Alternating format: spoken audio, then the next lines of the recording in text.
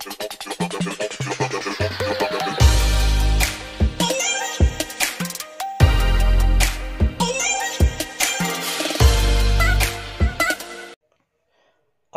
वस्त्र आणि निवारा ह्या माणसाच्या प्राथमिक गरजा आहेत, हे आपल्याला माहीतच आहे. आजच्या या व्हिडिओमध्ये आपण मानवाच्या वस्त्र या गरजेविषयी माहिती बघणार आहोत. चला तर सुरू करूया. सुमेध एज्युकेशनल अकॅडमी या चॅनलवर मी सुमेध सर आपणा सर्वांचे स्वागत करतो. इयत्ता 4थी विषय परिसर अभ्यास भाग 1 चे 10वे प्रकरण वस्त्र. हे करून पहा. खालील कृती करा व वहीत नोंदवा.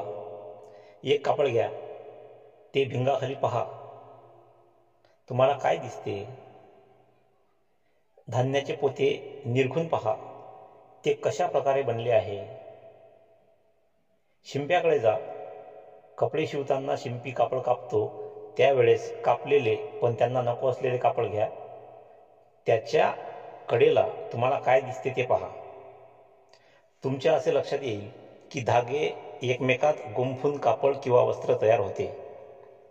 धागा एकमेकात गुंफणे म्हणजेच विणणे.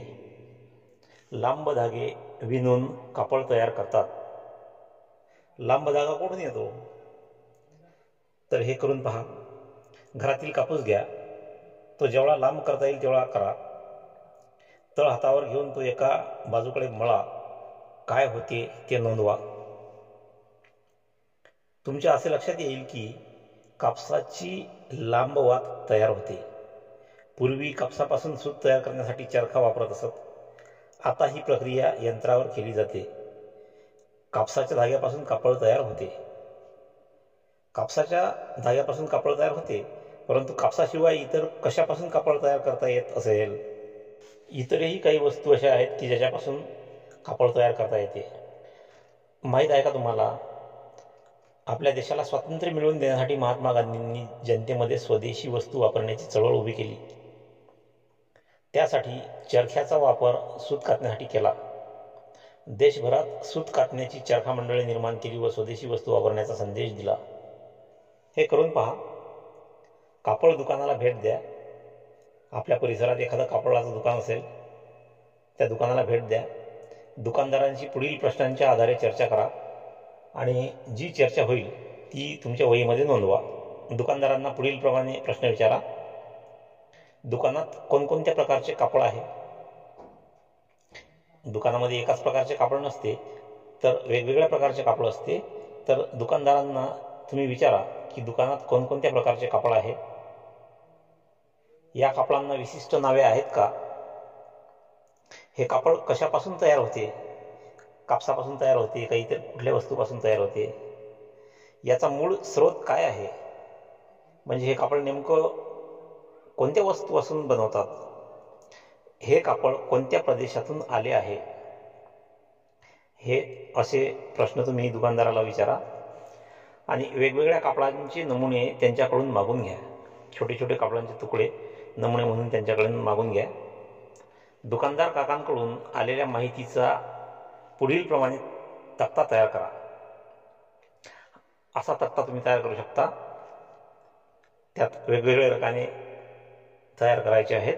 जसं कापडाचा प्रकार, ते कशापासून बनले आहे, मूळ स्रोत काय आहे आणि ते कुठे बनते. उदाहरणार्थ कापडाच्या प्रकारामध्ये आता सुती कापड, तर आता हे सुती कापड कशापासून बनले आहे? तर ते कापसापासून बनले आहे. याचा मूळ स्रोत काय आहे? तर मूळ स्रोत म्हणजे वनस्पती आहे. कापूस हा वनस्पतीपासून मिळतो. आणि हे सुती कापड कुठे बनते? तर भिवंडी येथे बनते. अशा प्रकारे वेगवेगळ्या कापडाचं या रकान्यामध्ये तुम्ही लिहू शकता.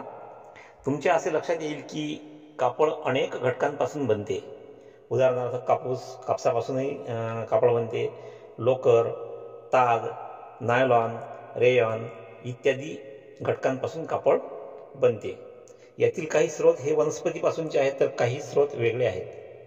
म्हणजे काही प्रकारचे कापड हे वनस्पतीपासून मिळणाऱ्या वस्तूपासून बनते, तर काही प्रकारचे कापडांचा स्रोत हा वेगळा असतो. दुकानदार काकांकडून आणलेल्या कापडाच्या नमुन्यांचा संग्रह करा. आता जरा डोके चालवा. नायलॉन व रेयॉन हे डांबरासारख्या पदार्थापासून बनते, पण मग डांबराचा मूळ स्रोत कोणता? नायलॉन आणि रेयॉन हे जे आहे हे डांबरासारख्या पदार्थापासून बनते, मग डांबराचा मूळ स्रोत कोणता आहे? माहीत आहे का तुम्हाला? कापड दोन प्रकारे विणता येते. जे आपण कापड बघतो ते कापड दोन प्रकारे विणता येते.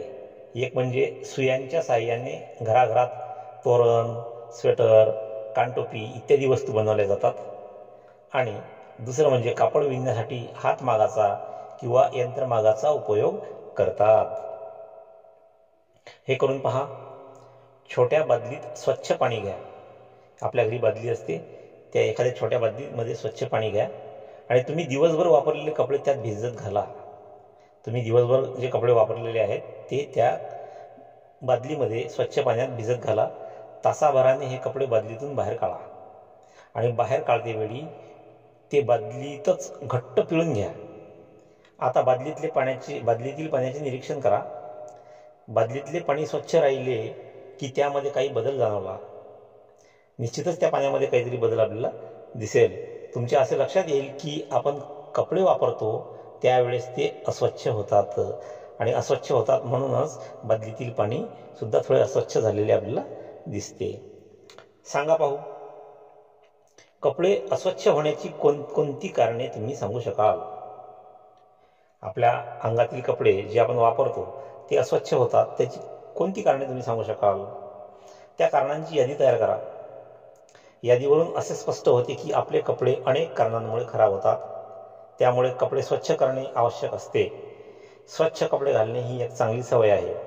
आरोग्य चांगले राहण्यासाठी, नीटनेटके दिसण्यासाठी नेहमी स्वच्छ कपड्यांचा वापर करावा. करून पहा. आपल्या घरात कशाने कपडे धुतात? धुलाई केंद्रात कपडे धुताना काय वापरतात? आणि किराणा मालाच्या दुकानात कोणकोणत्या प्रकारचे धुण्याचे साबण असतात? वरील प्रश्नांची उत्तरे शोधा व यादी करा.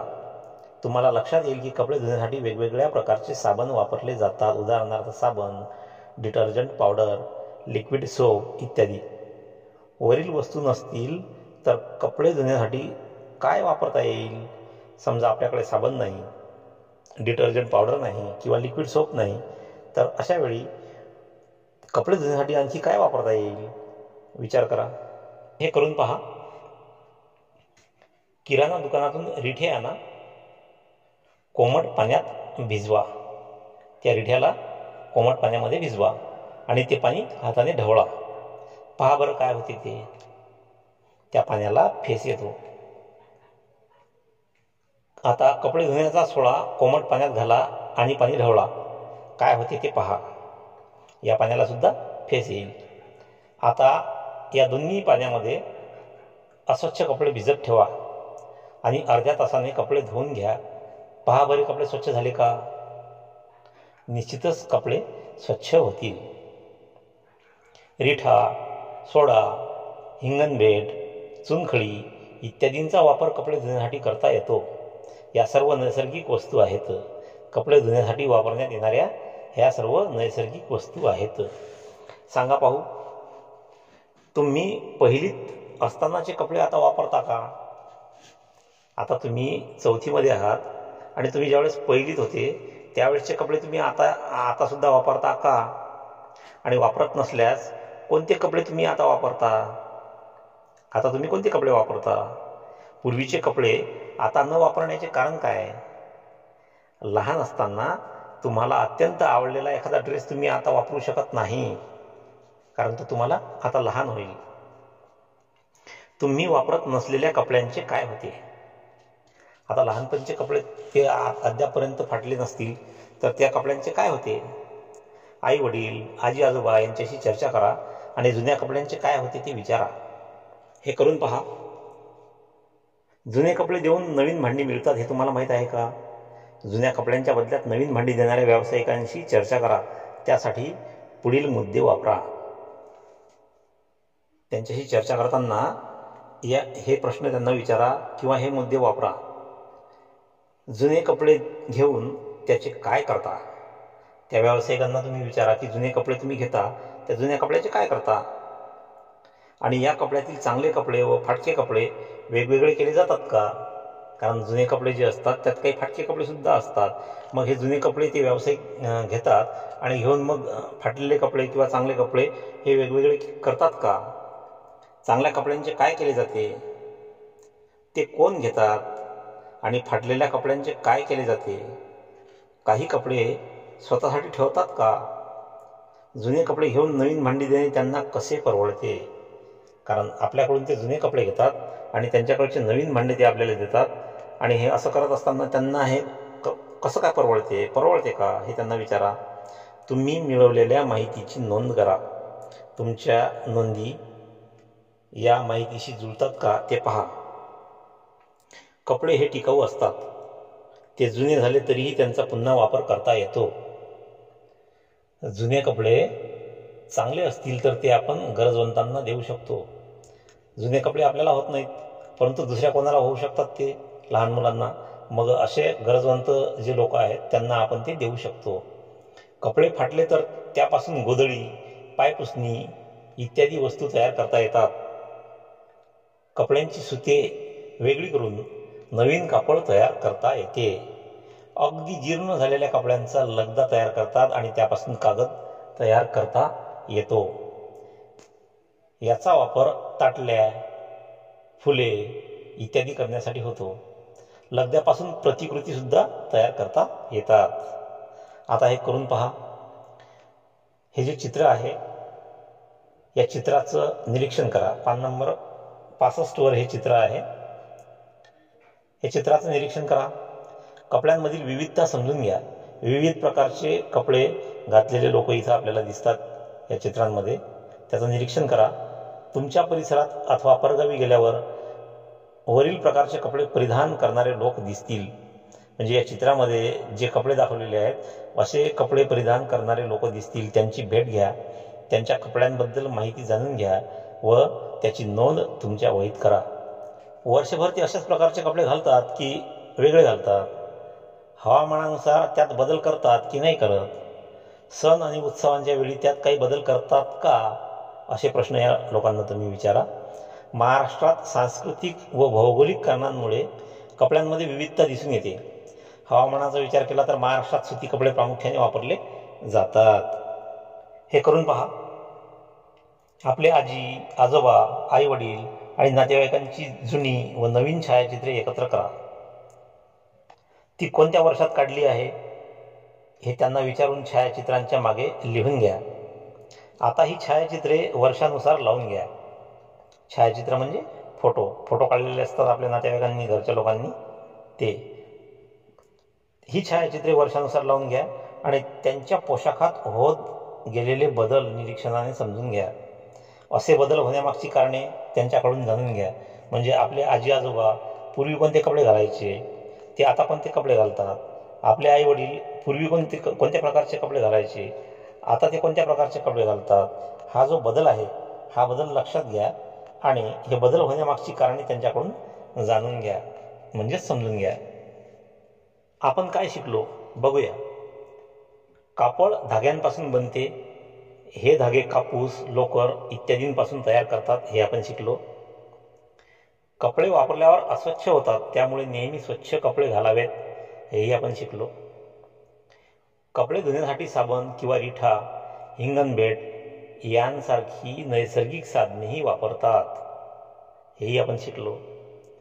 जुने कपडे टाकून देऊ नयेत, त्यांचा पुनर्वापर करता येतो हे सुद्धा आपण शिकलो. भौगोलिक व सांस्कृतिक कारणांमुळे वस्त्रांमध्ये विविधता दिसून येते हे सुद्धा आपण बघितलं. पूर्वी वापरात असलेले पोशाख व आता वापरात असलेले पोशाख यामध्ये फरक आहे किंवा फरक असतो हे सुद्धा आपण बघितलं. हा व्हिडिओ तुम्हाला आवडला असल्यास कृपया व्हिडिओला लाईक करा. हा व्हिडिओ आपल्या मित्रांमध्ये शेअर करा आणि अद्यापही हे चॅनल तुम्ही सबस्क्राईब केलं नसेल तर कृपया या चॅनलला सबस्क्राईब करा आणि सबस्क्राईब केल्यानंतर बेल आयकॉनला प्रेस करून त्याला ऑलवर सेट करून ठेवा. म्हणजे माझ्या येणाऱ्या सर्व नवीन व्हिडिओची नोटिफिकेशन तुम्हाला वेळेवर मिळत राहतील.